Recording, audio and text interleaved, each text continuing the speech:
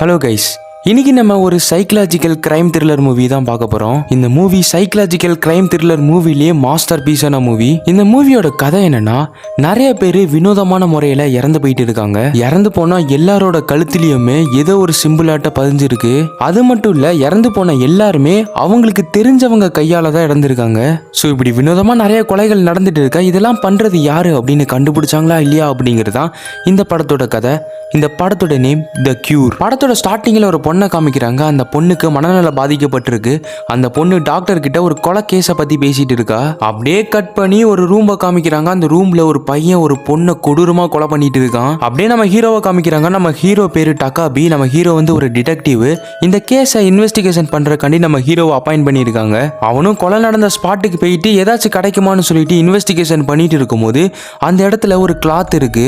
அந்த கிளாத்ல குவானான்னு ஒருத்தனோட ID proof இருக்கு. அவன் அந்த கேஸ்ல ஒரு சஸ்பெக்டா எடுத்துக்கிட்டு நம்ம ஹீரோ போய் அந்த பாடியை செக் பண்ண ஆரம்பிக்கிறான். அந்த பாடியோட கழுத்துல ஒரு எக்ஸ் சிம்பிள் ஆட்ட போட்டு இருக்கு.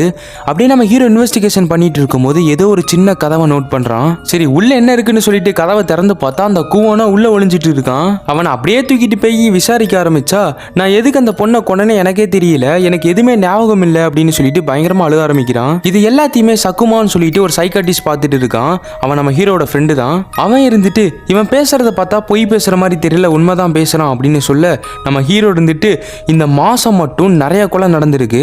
அந்த கொலைகள் எல்லாமே ஒரே பேட்டர்ன்ல நடந்திருக்கு. கழுத்துல எக்ஸ் மார்க் போட்டு. சரி இவங்க எல்லாத்தையுமே சீரியல் கில்லர் தான் ஒரே பேட்டர்ன்ல கொலை பண்ணியிருக்கான் அப்படின்னு நினைச்சா, இவங்க எல்லாருமே கொலைப்பட்டது அவங்களுக்கு தெரிஞ்சவங்க கையால, அவங்களோட ரிலேஷன் கையால. இங்க அப்படியே கட் பண்ணி ஒரு பீச்சை காமிக்கிறாங்க. அந்த பீச்ல ஒரு ஸ்கூல் ப்ரொஃபசர் உட்காந்துட்டு இருக்காரு. அவர் அந்த பீச்ல ஒரு வினோதமான பையனை பாக்குறாரு. அந்த பையன் நம்ம ப்ரொஃபசர் கிட்ட வந்துட்டு, சார் இந்த மாதிரி பீச்சுக்கு எப்படி போகணும் அப்படின்னு கேட்க, தம்பி நீ ஆல்ரெடி பீச்சில் தான்ப்பா இருக்க அப்படின்னு சொல்றாரு. ஓ இதான் பீச்சா அப்படின்னு சொல்லிட்டு திருப்பி கொஞ்ச நேரம் கழிச்சு வந்து, சார் இந்த பீச்சுக்கு எப்படி போகணும்னு வழி தெரியுமா அப்படின்னு வந்து கேட்குறான். தம்பி நீ ஆல்ரெடி பீச்சில் தான்ப்பா இருக்க அப்படின்னு சொல்ல, திரும்பி ஒரே கேள்வி அந்த பையன் கேட்டுட்டு இருக்கான். நான் யாருன்னு தெரியுமா, என் பேரு உங்களுக்கு தெரியுமா அப்படின்னு சொல்லிட்டு கேட்டுட்டு இருக்க, சரி இவன் எல்லாத்தையும் மறந்து போயிட்டான் போல, இவன் அப்படியே இந்த இடத்துலயே விட்டுட்டு போக முடியாது, ஸோ நம்ம வீட்டுக்கு கூட்டிட்டு போலான்னு சொல்லிட்டு அந்த பையனை வீட்டுக்கு கூட்டிட்டு போறாப்ல. அந்த ப்ரொஃபசர் வீட்டுக்கு கூட்டிட்டு போயிட்டு, சரி சொல்லு உன் பேர் என்ன அப்படின்னு சொல்ல, எனக்கு தெரியல அப்படின்னு சொல்றான். சரி இவங்கிட்ட ஏதாச்சும் இவனை பத்தி டீட்டெயில்ஸ் கிடைக்குமான்னு சொல்லிட்டு இவனை செக் பண்ணா, இவனோட சட்டை பாக்கெட்ல மாமியா அப்படின்னு சொல்லிட்டு போட்டு இருக்கு. உன் சட்டையில மாமியான்னு போட்டு இருக்கேன், உன் பேர் மாமியாவா அப்படின்னு கேட்க, எனக்கு தெரியல, என்னோட பேர் மாமியாவா இருக்கலாம் அப்படின்னு சொல்றான். இப்போ அவன் அப்படியே போய் ஒரு மூலையில உட்கார அந்த ப்ரொஃபசர் இருந்துட்டு, உன்னை பத்தி ஏதாச்சும் உனக்கு ஞாபகம் இருக்கா, ஞாபகம் இருந்தா என்கிட்ட சொல்லு அப்படின்னு சொல்ல, எதுக்கு என்கிட்ட திருப்பி கேள்வி கேட்குறீங்க, எனக்கு தான் எதுவுமே ஞாபகம் இல்லைன்னு சொல்லிட்டேன்ல அப்படின்னு சொல்லிட்டு ஒரு இருட்டான இடத்துல போய் உட்காடுறான். சரி என்ன இவ்வளவு நேரம் கேள்வி கேட்டுட்டு இருந்தீங்கல்ல, நீங்க சொல்லுங்க, உங்களை பத்தி சொல்லுங்க, உங்க ஒய்ஃபை பத்தி சொல்லுங்க அப்படின்னு சொல்லிட்டு ஒரு லைட்டர் ஆன் பண்றான். அந்த லைட்டர் ஆன் பண்ணதுமே ப்ரொஃபசர் அந்த லைட்டையே பார்த்துட்டு இருக்காரு ஒரு மாதிரி. இங்க அப்படியே கட் பண்ணி நம்ம ஹீரோவோட வீடை காமிக்கிறாங்க. நம்ம ஹீரோக்கு ஒரு ஒய்ஃப் இருக்கு. ஃபர்ஸ்ட் சீன்ல ஒரு பொண்ணை காமிச்சிருப்பாங்க இல்லையா, அந்த பொண்ணு தான் நம்ம ஹீரோவோட ஒய்ஃப்.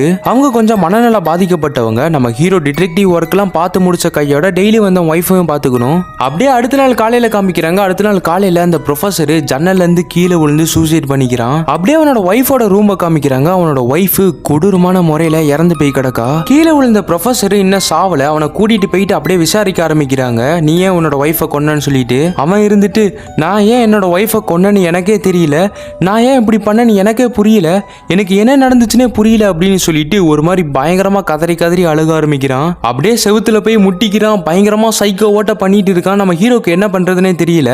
நம்ம ஹீரோ ப்ரொஃபசரை பத்தி அக்கம் பக்கத்துல விசாரிச்சதுல அவனுக்கும் அவனோட ஒய்ஃபுக்குமே எந்த சண்டையுமே வந்தது இல்ல. ரெண்டு பேருமே ரொம்பவே சந்தோஷமா வாழ்ந்துட்டு இருந்திருக்காங்க.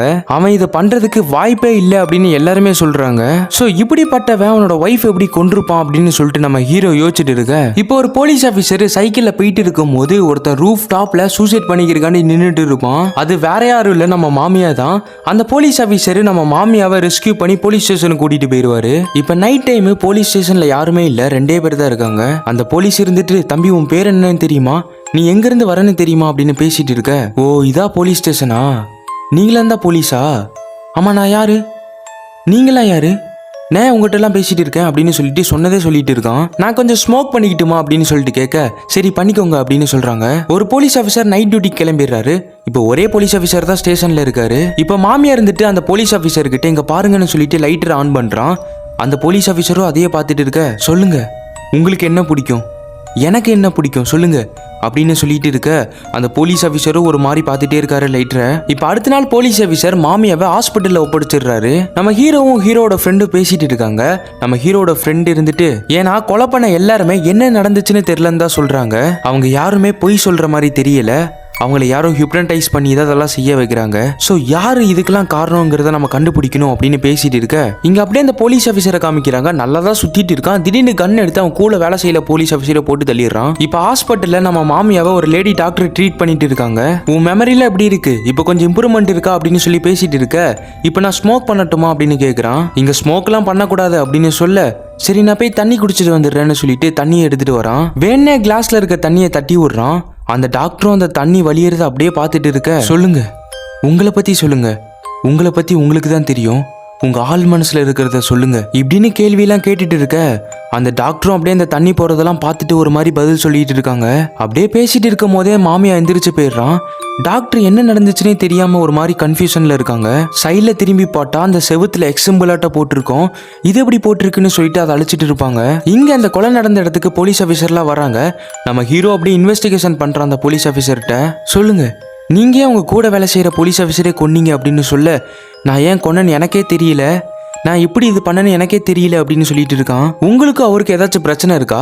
ஆமா, அவனை பார்த்தால எனக்கு சுத்தமா பிடிக்காது, அடிச்சு மூஞ்சில உடைக்கணும் போல இருக்கும், அதனால கொண்டிருப்போம் போல, ஆனா எப்படி கொன்னேன்னு எனக்கே தெரியல அப்படின்னு சொன்னதே சொல்லிட்டு இருக்க இப்ப ஹீரோவோட ஃப்ரெண்டு அந்த லைட்டர் ஆன் பண்ணி போலீஸ் ஆஃபீஸர் கிட்ட வைக்க அந்த போலீஸ் ஆஃபீஸர் ஒரு மாதிரி ரூடா பிஹேவ் பண்ணுவான். எனக்கு தான் தெரியாதுன்னு சொல்றல, என்ன ஏன் டிஸ்டர்ப் பண்ணிட்டே இருக்கீங்க அப்படின்னு சொல்லிட்டு அவனா எந்திரிச்சு போய் ஒரு பென்சில் எடுத்துட்டு ஒரு மாதிரி வினோதமா பிஹேவ் பண்ணிட்டு இருப்பான். ஹீரோவோட ஃப்ரெண்டு அவன் என்ன பண்றான்னு பார்க்கலாம் வெயிட் பண்ணு அப்படின்னு ஹீரோக்கு சிக்னல் காமிக்க அவன் போய் பக்கத்துல இருக்க போலீஸ் ஆஃபீஸரோட நெஞ்சில எக்ஸிம்பிளாட்ட போட்டுட்டு இருப்பான். இந்த விஷயங்கள் எல்லாமே நேத்து அந்த பையனை ஸ்டேஷனுக்கு கூட்டு வந்ததுல இருந்து தான் நடக்குது. அந்த ப்ரொஃபஸரும் இதே மாதிரி தான் வேற ஒருத்தனை வீட்டுக்கு கூட்டிட்டு வந்திருப்பாரு. அதுக்கப்புறம் தான் அவரோட ஒய்ஃபை கொண்டிருப்பாரு. இதுக்கெல்லாம் காரணம் அந்த பையனா தான் இருப்பான். இப்ப அவன் ஆஸ்பத்திரியில சேர்த்திருக்காங்க. சரி பார்க்கலாம்னு சொல்லிட்டு கிளம்புறாங்க. இப்ப அந்த டாக்டர் அம்மா அந்த பசங்களோட பாத்ரூம்குள்ள போகுது. அங்க ஒருத்தனை பயங்கரமா கொடூரமா கொலை பண்ணி கழுத்துல எக்ஸிம்பிள்லாம் போட்டு வச்சிருக்கா. இவனால மறுபடியும் ஒரு கொலை நடந்திருக்கு அப்படின்னு தெரிஞ்சக்கப்புறம் வேகமா ஆஸ்பத்திரிக்கு நம்ம ஹீரோ வரான். மாமியா எங்க அப்படின்னு தேடிட்டு இருக்க ஒரு இருட்டு ரூம்குள்ள ஒளிஞ்சிட்டு இருப்பான். நம்ம ஹீரோ அவனை கண்டுபிடிச்சு இன்வெஸ்டிகேஷனுக்கு கூட்டிட்டு வருவான். நம்ம ஹீரோ இருந்துட்டு எக்ஸிம்பிள் போட்டு கொலை பண்ண எல்லாத்தோட போட்டோ எடுத்துட்டு வந்துட்டு அவன்கிட்ட காமிக்கிறாங்க. இதுல யாராச்சும் உனக்கு தெரியுமா அப்படின்னு சொல்லிட்டு யாரு இவங்களை யாருமே எனக்கு தெரியாது அப்படின்னு சொல்றான். இவனோட போட்டோவே இவன்கிட்ட காமிச்சு இவன் யாருன்னு உனக்கு தெரியுமா அப்படின்னு கேட்க இவன் யாரு தெரியாது எனக்கு அப்படிங்கிறான். இவன் தான் நீ அப்படின்னு சொல்ல நானா அப்படின்னு சொல்லிட்டு அந்த போட்டோ வாங்கி பார்த்துட்டு இருக்கான். நீ தான் இது எல்லாமே பண்ணன்னு எனக்கு தெரியும், உண்மையை ஒத்துக்கோ, எதுக்கு இதெல்லாம் பண்ண அப்படின்னு சொல்ல நானா என்ன பேசுறீங்க எனக்கு ஒண்ணுமே புரியல, நான் ஸ்மோக் அடிச்சுக்கிறேன்னு சொல்லிட்டு போகும்போது நம்ம ஹீரோ கடுப்பை வந்து தட்டி விடுவான். அவன் சேர்ல உட்காந்துட்டு என்கிட்ட கேள்வி கேட்காதீங்க, நீங்க யாரு, உங்க ஒய்ஃப் நேம் என்ன சொல்லுங்க அப்படின்னு சொல்ல நம்ம ஹீரோக்கு கடுப்பை அடிக்கலான்னு போக அவன் ஃப்ரெண்டு வந்து காப்பாத்துவான். இவனை வேற விதத்துல ஹேண்டில் பண்ணும், நான் பாத்துக்கிறேன் நீ கிளம்பு அப்படின்னு சொல்லிட்டு நம்ம ஹீரோ வீட்டுக்கு தாட்டி விட்டுறான். அப்படியே பயங்கர மண்ட வழியில நம்ம ஹீரோ வீட்டுக்கு போனா அவனோட ஒய்ஃபை காணோம். ஏன்னா அவனோட ஒய்ஃப் மனநல பாதிக்கப்பட்டவங்க, எங்கேயாச்சும் போயிடுவாங்க. இவன் வீட்டுக்கு வந்த கையோட பயங்கரமா ஒய்ஃபை தேடிட்டு இருக்கான் அங்கேயும் இங்கேன்னு சொல்லிட்டு பார்த்தா அவனோட ஒய்ஃப் சூப்பர் மார்க்கெட் போயிட்டு வழி தெரியாம ஒரு இடத்துல நின்றுட்டு இருப்பாங்க. நீ எதுக்கு சூப்பர் மார்க்கெட்ல போன, உன்னெல்லாம் இது யார் பண்ண சொன்னா, நானே உனக்கு வாங்கி தருவேன்ல அப்படின்னு சொல்லிட்டு நம்ம ஹீரோ பயங்கரமா கடுப்பாவுறாரு. அவங்க ஒய்ஃப் இருந்துட்டு என் கூட நீங்க டைமே ஸ்பெண்ட் பண்ண மாட்டீங்க, என்ன ட்ரிப்புக்கெல்லாம் கூட்டிட்டு போறேன்னு சொன்னீங்க, இன்னும் என்ன கூட்டிட்டு போல அப்படின்னு சொல்லிட்டு இருக்க எனக்கு முக்கியமான வேலை இருக்குமா, இந்த வேலைலாம் முடிச்சதுக்கு அப்புறம் நம்ம ரெண்டு பேரும் சேர்ந்து நிம்மதியா ட்ரிப்புக்கு போயிட்டு வரலாம் அப்படின்னு சொல்லிட்டு இருக்காரு. இப்படியே நம்ம ஹீரோட வாழ்க்கை பயங்கர தலைவலியா போயிட்டு இருக்கு. அங்க போனா இன்வெஸ்டிகேஷன் அது இதுன்னு சொல்லிட்டு இங்க வந்தா ஒய்ஃபு தொல்லை, என்ன பண்றதுன்னே தெரியாம பயங்கர ஸ்ட்ரெஸ்ல இருப்பாரு நம்ம ஹீரோ. அப்படியே இன்வெஸ்டிகேஷன் ஆபீஸை காட்ட மாமியார் இருந்துட்டு வாயை திறக்க மாட்டான். சரி இவனோட சட்டையை கழட்டுங்க, உள்ளேயாச்சும் ஏதாச்சும் எவிடன்ஸ் இருக்கான்னு பார்க்கலாம் அப்படின்னு சொல்லிட்டு சட்டையை கழட்டுனா அவன் முதுகுல பயங்கரமான தீக்காயம் இருக்கும். அந்த தீக்காயம் மெட்டல் கம்பெனியில வேலை செய்யறவங்களுக்கு தான் வரும். ஸோ இவன் மெட்டல் கம்பெனில தான் முன்னாடி வேலை செஞ்சுட்டு இருந்திருப்பான். ஸோ அதனால சரௌண்டிங்ஸ்ல இருக்க மெட்டல் கம்பெனிஸ்ல ஒவ்வொன்றா போய் விசாரிக்க ஆரம்பிக்கிறாங்க மாமியாவை பத்தி. அப்படியே அவன் வேலை செய்யற கம்பெனியை கண்டுபிடிச்சு அங்க விசாரிச்சு அவனோட வீடும் கண்டுபிடிச்சிட்டாங்க. இப்போ நம்ம ஹீரோ மாமியோட வீட்டுக்கு போறான். வீட்டுக்கு போனா அவன் கூண்டுல நிறைய அனிமல்ஸ் எல்லாம் அடைச்சு வச்சிருப்பான். அப்படியே வீடு திறந்து வீட்டுக்குள்ள போனா வீட்டுக்குள்ள நிறைய சைக்கலாஜிக்கல் பத்தி புக் எல்லாம் நிறைய வச்சிருப்பான். இப்போ அவனோட டேபிள்ல ஒரு புக் இருக்கும். அந்த புக்கை திறந்து பார்த்தா அந்த புக்கு ஃபுல்லாவே மிஸ்மர்னு சொல்லிட்டு ஏதோ ஒரு வேர்டு எழுதி இருக்கும். அப்படியே உள்ள இருக்க ரூமுக்குள்ள போய் பார்க்கறான். உள்ள இருக்க ரூம்ல கிளாத் போட்டு ஏதோ ஒன்று மூடி இருக்காங்க. அதை திறந்து பார்த்தா ஒரு குரங்கு இறந்து போய் கருவாடா கிடக்கும். அந்த குரங்கோட கழுத்துலயும் எக்ஸிம்பிள் போட்டிருக்கும். அந்த குரங்கு அவன் கட்டி வச்சு பயங்கரமா சித்திரவதை பண்ணிட்டு இருக்கான். அப்படியே அவன் கார்ல வந்து உட்காந்துட்டு சொல்லிட்டு அவன் ஃப்ரெண்டு கிட்ட இவனை பத்தி டீடைல்ஸ்லாம் சொல்லிட்டு இருக்கான். இவன் வந்து ஒரு 3 வருஷத்துக்கு முன்னாடி மெடிக்கல் காலேஜ் ஸ்டூடெண்ட். இவன் பார்ட் டைமா அந்த மெடல் கம்பெனில ஒர்க் பண்ணிட்டு இருந்திருக்கான். இப்படியே அவன் கண்டுபிடிச்ச டீடைல்ஸ்லாம் சொல்லிட்டு இருக்க, ஆமா மிஸ்மர்னா உனக்கு என்னன்னு தெரியுமா அப்படின்னு அவன் ஃப்ரெண்டு கிட்ட கேட்க, அவன் ஃப்ரெண்டு தெரியாதுன்னு சொல்றான். சரி மிஸ்மர்னா என்னன்னு கண்டுபிடிச்ச வெயின வரதுக்குள்ள அப்படின்னு சொல்லிட்டு கார் எடுக்கலான்னு போக அவனோட மைண்டுக்கு அந்த குரங்கு வந்து போயிட்டு இருக்கும். அந்த குரங்கு எக்ஸாம்பிள் போட்டு அப்படியே கட்டி வச்சு சாவடிச்சு கிடக்கும் இல்லையா, அந்த இல்யூஷன் அப்படியே வந்துட்டு இவனோட ஒய்ஃபோட இல்யூஷனும் வரும் இவனுக்கு. ஸோ ஏதோ தப்பா இருக்கு அப்படின்னு சொல்லிட்டு வேகமா வீட்டுக்கு ஓடி போய் அவனோட கதவை திறந்து பார்த்தா அவனோட ஒய்ஃப் எப்படி அந்த குரங்கு இறந்து கிடந்துச்சோ அதே மாதிரி தூக்கு போட்டு இறந்து கிடப்பா. இவன் பார்த்து பயங்கரமா கதறி அழுதுட்டு இருப்பான். அப்ப அவன் ஒய்ஃப் இருந்துட்டு என்னாச்சு ஏன் அப்படி அழுகுறீங்கன்னு கேட்பா. பார்த்தா இது எல்லாமே நம்ம ஹீரோவோட கனவு தான். அப்படியே வேகமா இன்வெஸ்டிகேஷன் பண்றதுக்கு போவான் மாமியாவை. இப்ப அவன்கிட்ட போயிட்டு நீ யாருங்கிறத நான் கண்டுபிடிச்சாச்சு, உன் பேர் மாமியா குனிக்கோ, நீ வந்து ஒரு மெடிக்கல் ஸ்டூடெண்ட், உன்னோட மெடிக்கல் நோட்ல ஃபுல்லா மிஸ்மர்னு ஏதோ போட்டு வச்சிருக்க, அப்படின்னா என்ன அப்படின்னு கேட்க, மிஸ்மரா அப்படின்னா என்ன எனக்கு தெரியல ஒன்னும் புரியல அப்படின்ட்டு இருக்கான். இப்படியே அவனை பத்தி இன்வெஸ்டிகேஷன் பண்ணிட்டு இருக்கும் போது அவன் திடீர்னு என்ன இன்வெஸ்டிகேஷன் பண்ணது போதும், உங்க ஒய்ஃப் இறக்குற மாதிரி நீங்க கனவு கண்டீங்கல்ல அப்படின்னு சொல்ல நம்ம ஹீரோக்கு தூக்கி வாரி போட்டுரும். இவனுக்கு எப்படா அதெல்லாம் தெரியும் அப்படின்னு சொல்லிட்டு உங்க ஒய்ஃப் சைக்காலஜிக்கல் டிசீஸ்னால அஃபெக்ட் ஆயிருக்காங்க அப்படி இப்படின்னு சொல்லிட்டு அவனோட ஒய்ஃபை பத்தி எல்லா டீடைல்ஸுமே சொல்றான். என்னோட ஒய்ஃபை பத்தி உனக்கு எப்படி தெரியும் அப்படின்னு கேட்க, இன்னொரு டிடெக்டிவ் தான் சொன்னாரு அப்படின்னு சொல்றான். இப்படியே நம்ம ஹீரோ இன்வெஸ்டிகேஷன் பண்ண ட்ரை பண்ணிட்டே இருக்க இவன் அவனோட ஒய்ஃபை பத்தியே பேசிட்டு இருப்பான். நம்ம ஹீரோவும் இன்வெஸ்டிகேஷன் பண்ண ட்ரை பண்ண இவன் ஒய்ஃபை பத்தியே பேசி டைவர்ட் பண்ணிட்டு இருக்க. ஒரு கட்டத்து மேல நம்ம ஹீரோ பயங்கரமா கோவமாயி, ஆமா நான் ரொம்ப கஷ்டப்பட்டு தான் இருக்கேன் என்னோட ஒய்ஃப்னால, அவளையும் பார்க்க முடியாம இங்க வந்து என்னால வேலை செய்ய முடியாம ரொம்பவே டார்ச்சர்ல இருக்கேன் அப்படின்னு சொல்லிட்டு அவன் ஒய்ஃபை பத்தி எல்லா ஆதங்கத்தையும் கொட்டுவான். அப்படியே ஒரு சேர்ல உட்காந்துட்டு இருக்க அப்படியே மழை துளி எல்லாம் பேஞ்சு கீழே ஒழுகும். அந்த தண்ணியை அப்படியே நம்ம ஹீரோ பார்த்துக்கிட்டே இருப்பான். இப்ப வெளியே வந்த ஹீரோ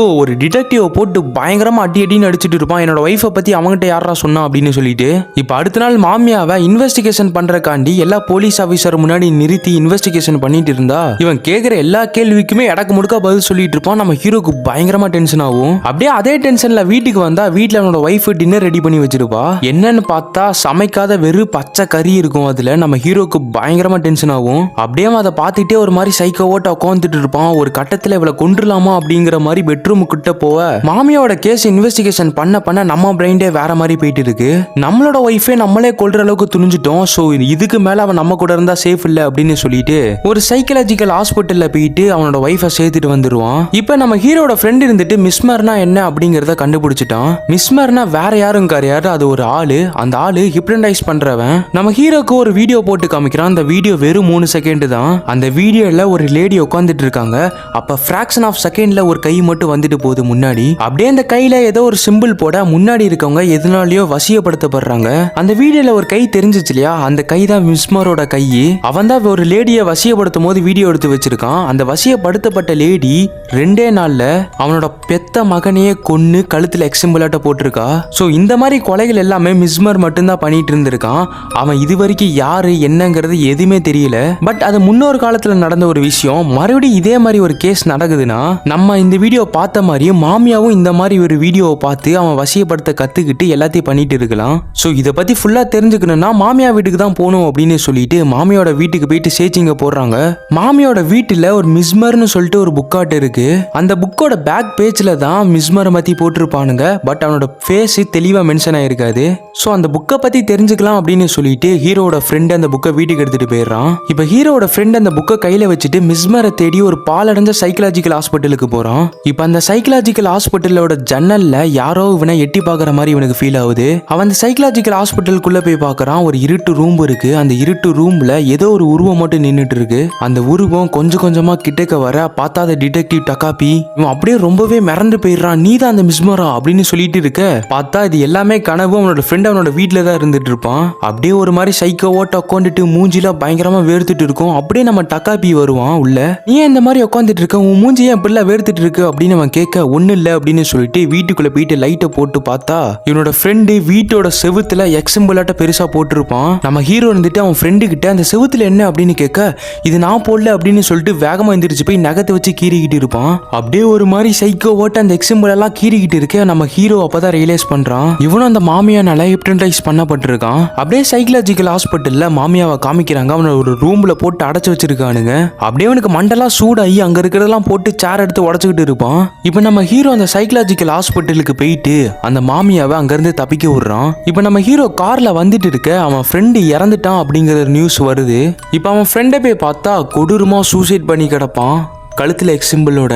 நம்ம ஹீரோ மாமியாவை தப்பிக்க விட்டுருப்பான் இல்லையா, அதனால அப்படியே அவனை ஃபாலோ பண்ணி ஒரு சைக்கலாஜிக்கல் ஹாஸ்பிட்டலுக்கு போறான். அந்த ஹாஸ்பிட்டல் நம்ம ஹீரோவோட ஃப்ரெண்டோட கனவுல வந்த ஹாஸ்பிட்டல். இப்ப அந்த சைக்கலாஜிக்கல் ஹாஸ்பிட்டல்ல வேற யாரோ நிக்கிற மாதிரியே இருக்கும். கிட்டக்க போய் கவர விலைக்கு பார்த்ததா தெரியுது அது வெறும் பிக்சர்னு சொல்லிட்டு. அப்படியே ஓரமா போய் ஒரு இடத்துல உட்காந்துட்டு இருக்க அந்த இடத்துக்கு மாமியா வருவான். இதெல்லாம் நான் ஏன் பண்றேன்னு உனக்கு தெரிஞ்சுக்கணுமா அப்படின்னு சொல்லிட்டு வழக்கம் போல சம்மந்தமே இல்லாம பேசிக்கிட்டே இருப்பான். நம்ம ஹீரோக்கு தெரிஞ்சிருச்சு இவங்கிட்ட என்னதான் பேசினாலும் பிரயோஜனம் இல்லைன்னு சொல்லிட்டு அதனால கன் எடுத்து வேகமா மாமியாவை போட்டு தள்ளிடுவான். மாமியாவோட உயிர் போற நேரத்துல இப்ப சொல்லு உனக்கு எல்லாமே ஞாபகம் வந்துருச்சுல அப்படின்னு சொல்ல அவன் கையை வச்சு ஏதோ ஒரு சிம்பிள் போட்டு ஹிப்னடைஸ் பண்ண ட்ரை பண்ணுவான். அவன் ஹிப்னடைஸ் பண்றதுக்குள்ள நம்ம ஹீரோ வேகமா கன்னை வச்சு போட்டு தள்ளிடுவாப்ல.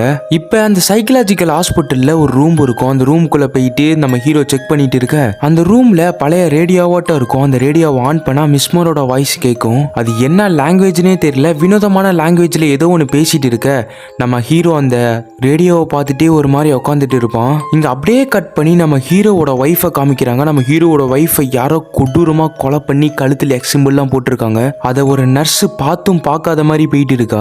இதெல்லாம் நடந்த பிறகும் நம்ம ஹீரோ எதுவே நடக்காத மாதிரி ஒரு ஹோட்டல்ல போயிட்டு சாப்பிட்டுட்டு இருப்பான். இப்ப அந்த ரெஸ்டாரண்ட்ல ஒரு லேடி வெயிட்டர் ஒர்க் பண்ணிட்டு இருக்க நம்ம ஹீரோ பார்க்கும் போது அந்த வெயிட்டர் ஒரு கத்தி எடுத்துட்டு போய் வேற ஒரு பொண்ணை கூப்பிட்டு உள்ள போவாப்ல. இப்ப டக்காபி அவர் ஹிப்னடைஸ் பண்ற மாதிரி காமிச்சு இந்த கதையை முடிப்பாங்க. அப்படியே இந்த ஸ்டோரியில சுத்தமா தலையும் புரியாது வாலும் புரியாது ஒரு மாதிரி ஓப்பன் எண்டிங்கா முடிச்சிருப்பாங்க. மேபி இது ஒரு கான்செப்ட் ஹாலுசினேஷனா இருக்கலாம், லைக் அமெரிக்கன் சைக்கோ மாதிரி. இது எதுவுமே உண்மை இல்ல, நம்ம ஹீரோ டிடெக்டிவா இருக்காரு, அவருக்குள்ள நடக்கிற ஒரு விஷயங்கள் அப்படின்னு சொல்லிட்டு கான்செப்டை கொண்டு போகலாம். இல்லைன்னா அந்த மிஸ்மரோட வாய்ஸ் யாரெல்லாம் கேட்குறாங்களோ அவங்க எல்லாருமே வினோதமா மாறி ஹிப்னடைஸ் ஆகி நிறைய பேரை கொல்ல ஆரம்பிக்கிறாங்க. மாமியாவும் அதுல ஒருத்தன் தான். இப்ப மிஸ்மரோட வாய்ஸை கேட்ட நம்ம ஹீரோ அவனோட ஒய்ஃபையும் அந்த வெயிட்டரை ஹிப்னடைஸ் பண்ணியிருக்கிற மாதிரி இந்த கான்செப்டை முடிக்கலாம். ஸோ இந்த மாதிரி ஓப்பன் எண்டிங்கா சைக்கலாஜிக்கல் த்ரில்லர் மூவியை முடிச்சிருக்காங்க. ஸோ பார்க்குறவங்கள கன்ஃபியூஸ் பண்றதுக்காண்டி சீனை மாத்தியும் போட்டு இருப்பாங்க. ஸோ அதுவும் நம்ம கேர்ஃபுல்லா பார்த்தா நம்மளுக்கு புரியும். சைக்கலாஜிக்கல் டிடெக்டிவ் த்ரில்லர் கான்செப்ட்ல இது ஒரு மாஸ்டர் பீஸான மூவி. ஓகே, நெக்ஸ்ட் பார்க்கும் போது பார்க்கலாம். டாட்டா.